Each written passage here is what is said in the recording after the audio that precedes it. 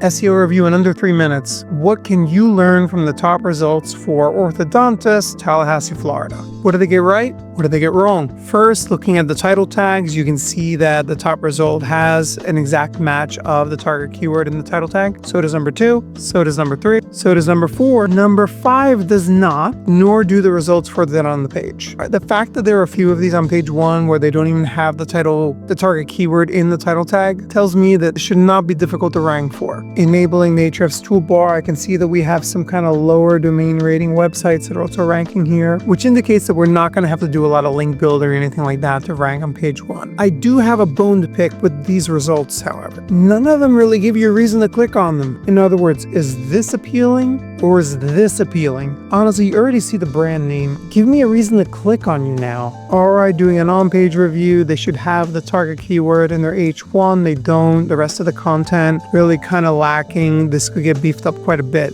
I also see that they don't have a canonical set. It would be better to have a self-canonical set here. Number 2, they actually do have their target keyword in the H1. However, they should have probably put a space between in and Tallahassee. It wouldn't surprise me if this is kind of messing them up a little bit. The rest of the content looks pretty good though. Like, this is covering the subject. It's about 1,100 words, so it's not like some super bloated 3,000 word landing page. You know, they have a self-canonical unlike the other result, and they have some respectable schema on this page. So I would say that this guy actually has done a better job with the SEO than the number 1 result. If they were to steal my advice and adjust that title tag, I bet over time they would build those user signals. It would end up having them overtake the number 1 result. The next result has the H1 with the exact match. Don't really love the website too much. The content seems okay. I'd say that the number 2 result has done a much better job when it comes to including target keywords in the content and not having a super bloated landing page. They too have some of that local business schema marked up here. They've actually used dentist schema, which was probably a good call. No sort of technical SEO blunders like not having a canonical set. This is really odd because the tool's saying that there's 2,500 words, but I'm not seeing that here, which is making me think they're doing something weird with CSS. Overall, number 2, definitely the one whose SEO you should be looking at if you're looking at winning in the local Tallahassee market or any market for that matter.